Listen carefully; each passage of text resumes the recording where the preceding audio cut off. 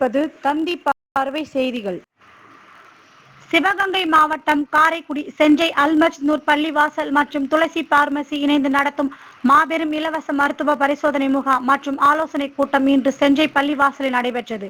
இம்முகாமினை செஞ்சை பள்ளிவாசல் ஜமாத் தலைவர் பக்கீர் முகமது, செயலாளர் சகுபர் சாதிக், பொருளாளர் ஜகுபர் அலி சாதிக் துவக்கி வைத்தார்கள். ஜமாத் துணைத் தலைவர் முகமது ஜியாவுல் ஹக், செயற்குழு உறுப்பினர்கள் முகமது சையத் இப்ராஹிம், மைதீன் மன்சூர், முகமது கனி மற்றும் நிர்வாகிகள், பொதுமக்கள் கலந்து கொண்டார்கள். முகாமில் இரத்த அழுத்தம், இரத்தத்தில் சர்க்கரை அளவு, கண் பரிசோதனை, நுரையீரல் பரிசோதனை மற்றும் செவித்திறன் பரிசோதனைகள் செய்து அவற்றுக்கான ஆலோசனைகள் வழங்கப்பட்டது.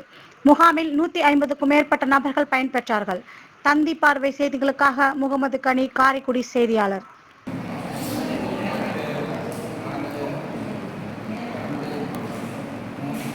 நிமிஷம் எடுத்துக்கிறேன். ஐயா வந்துட்டார்ல உள்ள.